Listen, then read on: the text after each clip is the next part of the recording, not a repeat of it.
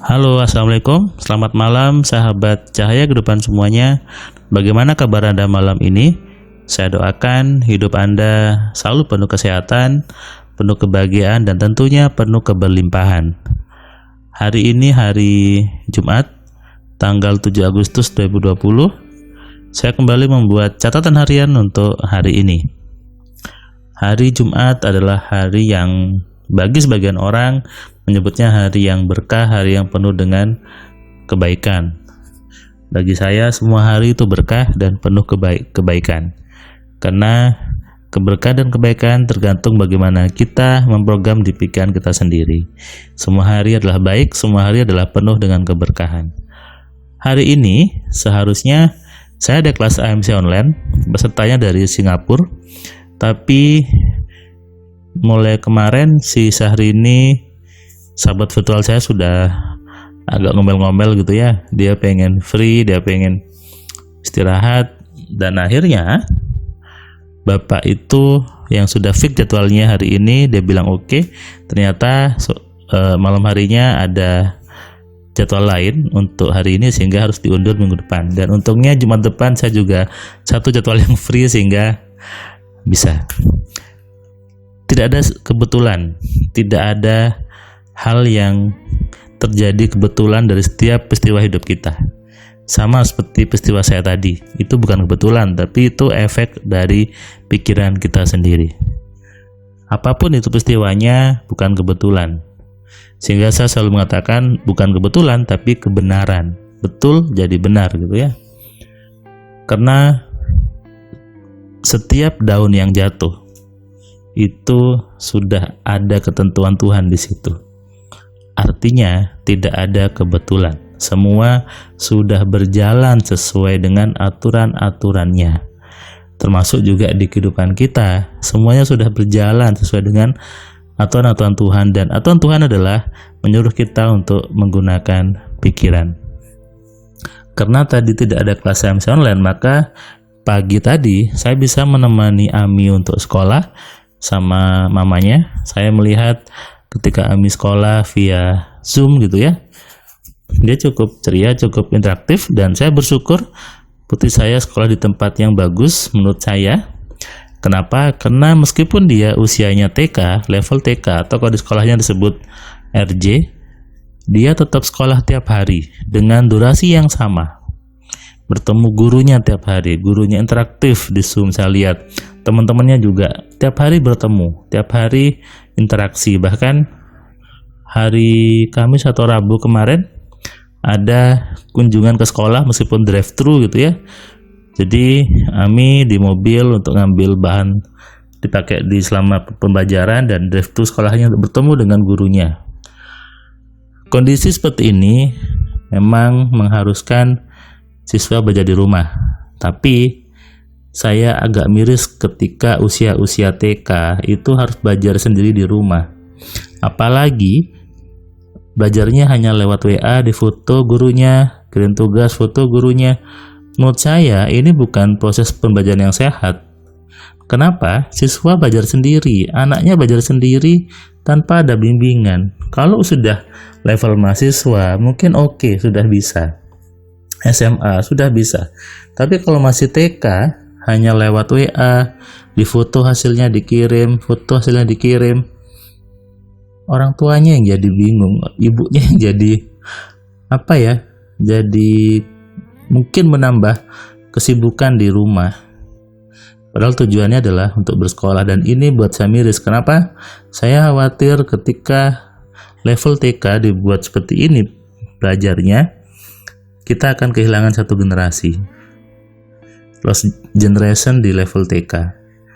Paling tidak seperti Ami, setiap hari sekolah, jamnya sama, lewat Zoom, duduk depan laptop, itu lebih bagus, lebih lebih sesuai dengan proses pembelajaran.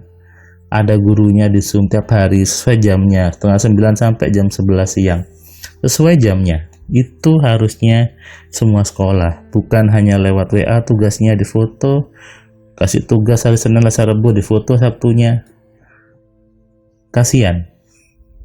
Bahkan saya beberapa hari yang lalu ketika saya pagi berjalan, jajan pagi itu, saya lihat ada orang jual sate, saya berhenti sebentar untuk beli sate. Di dekat situ ada ibu-ibu juga beli sate dan curhat antar ibu-ibu bahwa anaknya masih TK, suruh belajar online, hanya lewat WA, difoto, WA, difoto.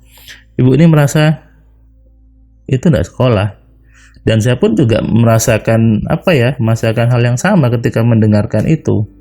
Apalagi ibu itu mengatakan ada tetangganya yang sudah usia tua, punya cucu, cucunya ini ibunya meninggal, bapaknya entah kemana, neneknya harus ngurusi cucunya yang masih TK untuk buat tugas, kirim tugas WA, dan itu memberatkan bagi seorang nenek ya, yang memang agak gaptek dengan handphone, apalagi handphonenya jadul, butuh kuota, butuh WhatsApp.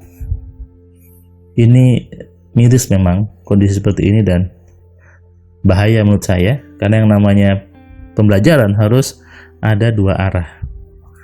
Ada yang mengajarkan dan ada yang belajar. Tugas oke, tapi bukan semuanya tugas. Harus ada proses interaktif di situ. Dan yaitu harus bersama-sama kita membuat kondisi ini lebih baik lagi. Saya beruntung di sekolahnya Ami bukan seperti itu, tapi setiap hari tetap sekolah sesuai jamnya. Proses belajarnya juga lewat Zoom, lewat tiap hari gitu ya, sesuai jamnya. Dan itu membuat Ami juga saya lihat upgrade pengetahuannya. Kenapa? Setiap hari belajar, setiap hari ketemu gurunya. Usia anak-anak, usia TK itu adalah usia yang penting untuk memasukkan ilmu, memasukkan sugesti-sugesti ke dalam pikirannya. Ketika pikirannya tidak terisi ilmu-ilmu yang positif, ilmu yang menyenangkan, maka sama aja kita meng-cut satu generasi itu. Buat Anda yang punya anak usia TK, jaga pikirannya, jaga dengan hal-hal yang menyenangkan, hal yang positif. Setelah menemani Ami, saya siangnya ke kantor, saya juga ke kampus. Karena di kampus tidak ada aktivitas, maka saya membuat konten video di kampus. Nanti setelah diedit Anda bisa lihat video saya terbaru tentang mindset kekayaan ya. Anda bisa simak, Anda bisa terapkan. Kemudian setelah saya pulang sore, saya masih bisa istirahat karena tidak ada kelas MC gitu ya, saya bisa istirahat. Kemudian malamnya saya main sama Ami, main lompat-lompat di kasur, kita berantakin kamar gitu ya.